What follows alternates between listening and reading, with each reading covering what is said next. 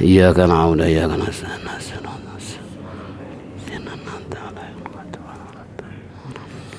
بسم الله الرحمن الرحيم الحمد لله رب العالمين والصلاة والسلام على أشرف المرسلين سيدنا وشفيعنا ومولانا محمد وعلى آله وصحبه أجمعين أما بعد فإن أصدق الكتاب الله خير الحديث هدي سيدنا محمد صلى الله عليه وسلم وشر الأمور محدثاتها وكل محدثة بدعة وكل بدعة ضلالة وكل ضلالة في النار وقال المصنف رحمه الله تعالى وآدم النفع به وبعلومه في الدارين آمين وقال معاشر المسلمين wa zumratal mu'minin rahimakumullah.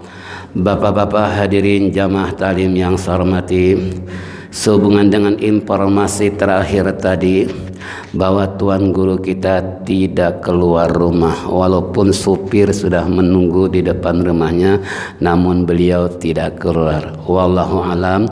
Tapi kita doakan aja mudah-mudahan beliau kalau sana sakit segera disembuhkan penyakitnya, kalau ada sesuatu segera Allah berikan yang terbaik buat beliau sehingga bisa bertemu kembali insyaallah di hari Senin yang akan datang. Adapun masalah kita tidak mengurangi talim, kembali tangkihul qaul hasis dalam masalah bahasan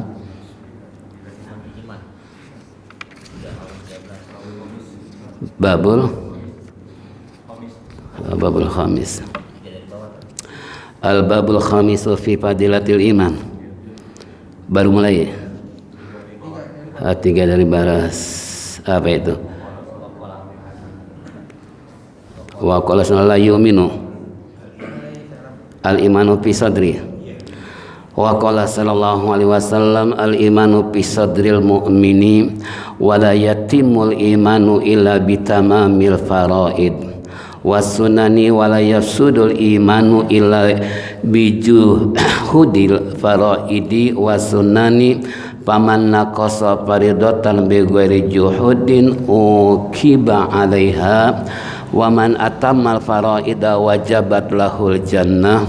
Wa qala alaihi salatu wasalam al imanu la yazidu wa la yanqus walakin lahu haddun ay ta'rifun bi zikri abradi furu'il iman fa inna qasafati haddihi wa asluhu syahadatu an la ilaha illallah wahdahu la syarikalah wa anna muhammadan abduhu wa rasuluh wa iqamus salah wa ita'uz zakah wa shaum ramadan wal hajju wa ghusl janabah paman zada fi hadis zadat hasanatuhu wa man naqasa fihi papihi wa qala alaihi salatu wassalam wallahu alam bisawab. Baiklah, kita kembali untuk menyimak tentang bab yang kelima di dalam keutamaan iman. Baru saja kita baca dan dengar bersama, telah bersabda Nabi kita Muhammad sallallahu alaihi wasallam bahwa iman itu berada di dalam dada.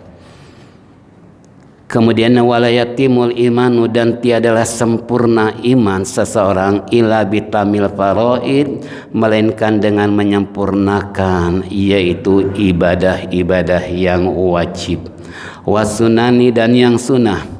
Walab yasudul imanu, dan tiadalah akan rusak, akan binasa iman illa bijudil faraid, melainkan dengan mengingkari pada hal yang wajib maupun yang sunnah. Paman naqasa faridatan, maka barang siapa yang mengurangi yaitu kewajiban bigori juhudin tanpa mengingkarinya, wangukiba, maka ia akan yaitu disiksa oleh Allah Subhanahu wa taala karena meninggalkan ibadah. Waman atamal faraid, dan barang siapa yang menyempurnakan kewajibannya yakni yang fardu, wajabat lahul jannah, niscaya Allah akan masukkan mereka ke dalam surga. Ini hadis cukup buat kita untuk benar-benar kita hayati agar bagaimana upaya kita tahu iman ada di mana sih. Sebab kalau bicara iman ada di mana? Kalau berdasarkan hadis tadi, pisodril mukmin, berada di dalam dada orang yang mukmin. Jadi kalau ada dada dalam orang beriman, saya yakin dia tidak akan mudah terpengaruh dan dipengaruhinya. Kenapa? Karena suatu hal yang abstrak, yang tidak tampak dalam penglihatan manusia. Itulah iman. Nah makanya kita baru diuji dengan corona aja, iman kita udah apa? Udah apa? Masih ada yang pakai masker, ada nggak? Hah? Ada mas pakai nggak? Ana sih pengen tanya. Masih ada nggak? Nah, kalau ada imannya ditaruh di mana? Loh, kenapa saya katakan demikian? Karena kita jangan terpengaruh dan dipengaruhi.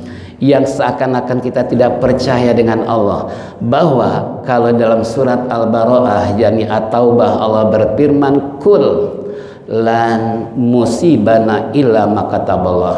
Tolong camkan, katakan oleh Muhammad tidak akan mengenakan musibah apapun bentuknya kecuali kehendak. Udah selesai. Kenapa kita sama Allah kada takut? Tapi dengan corona sampai jalan-jalan ditutup, masjid ditutup, mulut juga. Nah ini kan ironis, lucu ya. Nah ini bukan berarti istilahnya menginikan supaya umat Islam melakukan suatu katakanlah perbedaan dengan ini, tidak. Cuman sejauh mana kita punya keimanan yang Rasulullah sabdakan tadi adanya di dalam dada. Nah kalau benar-benar di dalam dada, buktikan bahwa kita itu tidak ada yang kita takuti kecuali hanya siapa? Allah. Udah titik. Ini enggak sampai yang prihatin itu. Jalan kok kenapa ditutup padahal corona enggak seperti kambing lewat gitu. Kalau kambing lewat kan kelihatan. Kalau corona kayak apa? Sampai pedagang-pedagang saudara kita kecil kesian mereka menar-mandir. Kenapa enggak lewat ke gang, gara-gara gangnya diapain? Ditutup. Coba di mana kita bisa berpikir? Ya, tolong sekali lagi. Apalagi sampai mulutnya juga ditutup. Apakah melalui corona melalui mulut gitu? Ya Allah, coba sering saya katakan, kalau kita sujud sunnah Nabi dalam kitab Hidayatul Minnah itu ada 500 sunnah Nabi dalam sholat. Nah sekarang baru 2 aja gara-gara masker hidung kita taruh di mana? Waktu sujud seharusnya gimana? Nempel ke tempat sujud. Tapi karena ada masker hidungnya.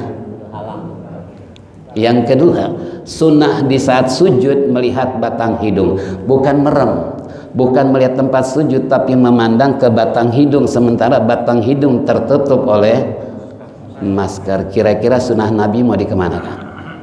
Padahal kita berkata, sabda Rasulullah, man ahya sunnati faqad ahabbani wa man ahabbani kana ma'i fil jannah. Siapa yang menghidupkan sunnahku berarti dia cinta kepada aku. Siapa yang cinta kepada aku akan bersama aku di dalam syurga. Apa kurang percaya dengan hadis Rasulullah? Sampai mulut kita di yang lebih prihatin lagi, masjid juga ikut di masalah. Saking apanya?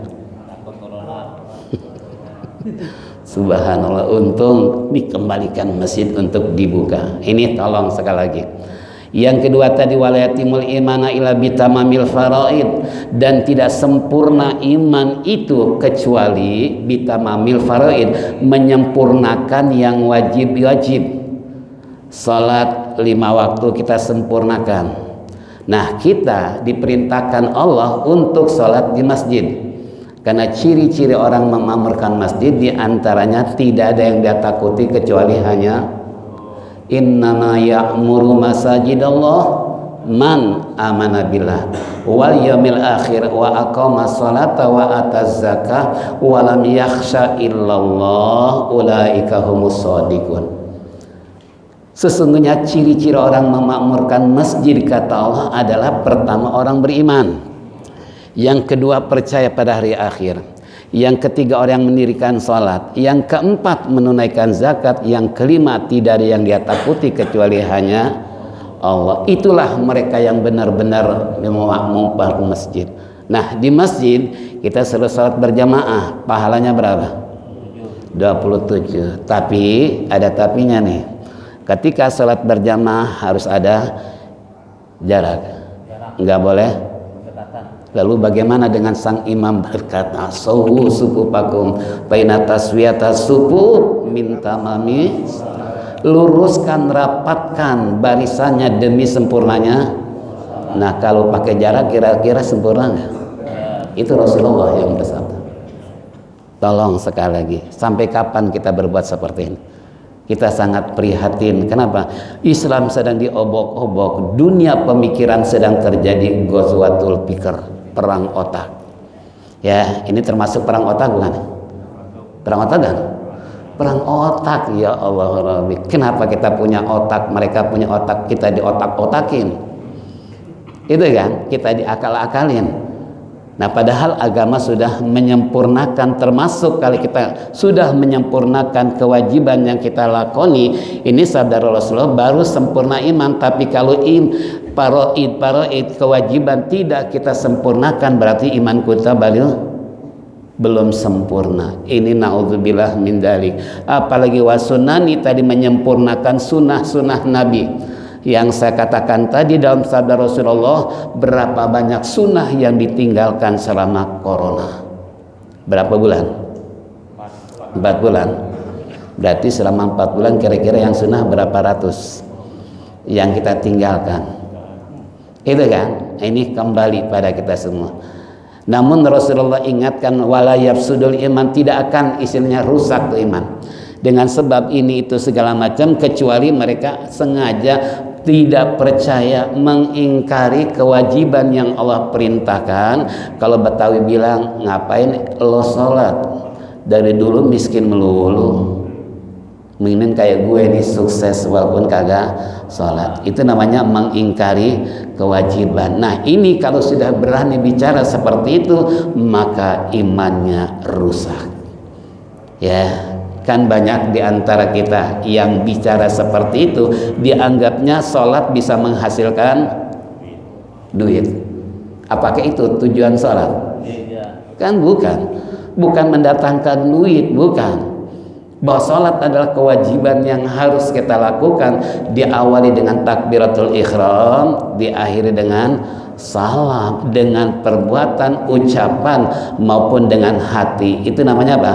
Sholat. Nah, kalau seandainya sholat sudah kita lakukan, yang sunnah kita sudah sempurnakan, ini berarti ada iman yang sempurna. Tapi sebaliknya, kalau kita mengingkari kewajiban termasuk sunnah-sunnah Nabi tadi, berarti iman kita rusak. Nah, dengan hadis ini berarti iman kita posisi sekarang sedang rusak. Sedang rusak. Itu kan? Loh, kenapa? Karena tadi kita mengingkari yang wajib. Oke, kita kerjain walaupun suruh di rumah. Kita lakukan sholat berjamaah di rumah. Itu pun yang sholat. Yang kagak sholatnya sampai ada ibu-ibu ketika saya open house setelah hari Lebaran tuh, berdatangan ibu-ibu, bapak-bapak, ada yang cerita, Ustadz, gimana ya, saya boro-boro istilah kalau taraweh di masjid kan enak ngikutin imam. Nah, di rumah udah suami kagak sholat, udah nggak bisa apa-apa lagi, kan bingung kita. Ini kan salah satu termasuk yang bisa mengurangi dan mengingkari kewajiban maupun sunnah Nabi kita Muhammad Sallallahu Alaihi Wasallam. Nih, tolong jangan sampai terulang kembali di masa akan datang. Kalau kita memang beriman pada Allah dan Rasulullah, tolong tanamkan hati kita keimanan yang lebih kuat dan mantap lagi, supaya tidak terpengaruh dengan situasi dan kondisi apapun. Kita ingin jiwa ini seperti karang di dalam laut. Karang ketika ombak mendempar, angin meniup kencang, pernah karang hancur? Enggak, malah semakin kuat, semakin kokoh. Itulah karang. Begitu juga iman seseorang, walaupun diombang-ambing oleh situasi dan kondisi, kalau memang imannya kuat, mantap, saya yakin enggak akan terpengaruh. Yuk kita tengok sejarah bagaimana para sahabat. Para sahabat yang begitu memiliki keimanan yang kuat, terutama Bilal bin Rabah, ketika disiksa oleh orang-orang kafir, ditarik dengan kuda sekencang-kencangnya dalam keadaan telanjang, apakah Bilal bin Rabah menyerah begitu saja? Tidak. Sekalipun luka lumuran darah, sekalipun sangat menyakitkan hatinya, tapi Bilal bin Rabah tidak pernah pasrah untuk beriman kepada Allah. Kita baru dikirim corona aja udah apa? Udah apa? Ya. Itu kan ya. Bahkan dijemur di atas batu yang benar-benar isinya triknya matahari, tapi Bilal bin Rabah tidak mau menyerahkan keimanan karena dia tahu bahwa taruhan dalam kehidupan iman adalah harus dipegang dengan teguh dan kuat. Nih contoh, belum sahabat-sahabat lain yang teriris-iris tubuhnya sampai 80 tusukan pedang tapi nggak pernah menyerah. Nah kita baru corona aja udah. Nih tolong yuk kita kembalikan. Paman naqasa faridotan, maka barang siapa yang kurang melakukan hal-hal yang wajib, nih sabda Rasulullah, tapi bighairi hujuhudin, tanpa ada pengingkaran, cuman ini dapat siksaan doang dari Allah. Allah akan siksa kepada mereka yang mengurangi nilai-nilai kewajiban maupun yang sunat tapi nggak sampai ingkar. Tetap dia kerjakan walaupun ya tadi dihantui oleh rasa takut, dihantui oleh rasa khawatir dan sebagainya. Ini orang seperti ini cuma dapat apa? Uqibail alaiha, hanya disiksa oleh Allah nanti di hari kemudian gara-gara mengurangi nilai imannya, enggak percaya terhadap Allah maupun Rasulullah. Ini kembali.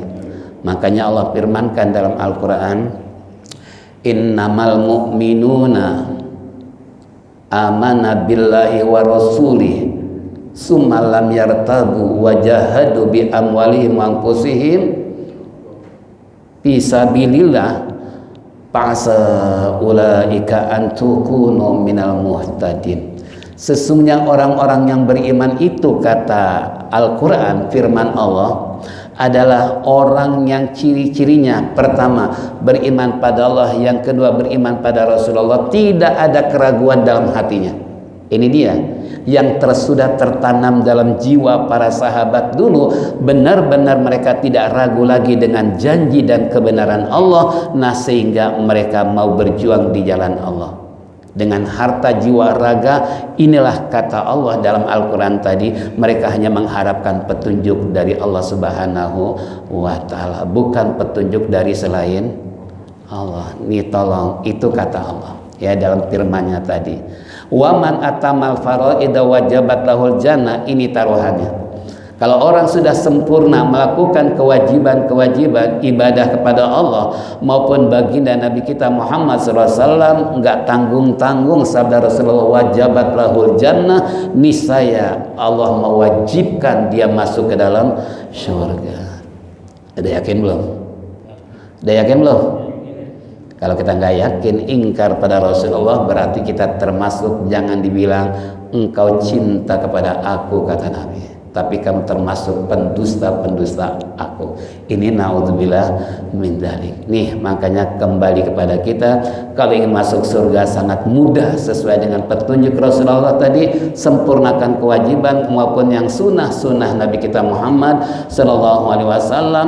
Nah sehingga wajib baginya adalah masuk ke dalam surga. Ini sabda Rasulullah. Nah makanya tinggal kembali respon kita sejauh mana untuk menanggapi hadis-hadis tadi yang telah kita baca dengar bersama. Sekali lagi, siapa lagi kalau bukan kita sebagai umat Rasulullah Sallallahu Alaihi Wasallam yang bisa menjaga, melestarikan tentang ajaran-ajaran sunnah yang saat kondisi umat semakin prihatin tentang pengamalan terhadap agama. Di satu sisi kita diobok-obok dari dalam maupun dari luar, ya, dari dalam perpecahan tentang masalah prinsip, tentang masalah aliran. Dari luar kita diobok-obok bagaimana Islam supaya jauh dari itu kan. Ya Allah Rabbi, coba nih terakhir oh di jam 6 lewat ya. Ya Allah Rabbi, dikira jam 6 kurang. Baiklah hadirin jamaah rahimakumullah, udah jam 6 lewat karena saudara kita yang ada mulai kerja hari ini dan seterusnya. Kita hanya memohon pada Allah Subhanahu wa taala mudah-mudahan Allah panjangkan umur, sehat walafiat, bisa kembali di hari Senin yang akan datang masih tetap di Masjid At-Taqwa sesuai dengan hasil musyawarah bersama bahwa jika guru tidak hadir maka yang berikutnya masih tetap di At-Taqwa. Inilah hadirin jamaah rahimakumullah, insyaallah yang akan datang kita akan lanjutkan tentang bahwa iman tidak akan bertambah, tidak akan berkurang. Yazidu wa yanqus, tapi di sisi lain bisa bertambah, bisa berkurang. Wallahu a'lam bishawab. Mari kita tutup dengan zikir tauhid. Falyatafadhal mashkura. Ala bi dzikrillah tatma'innu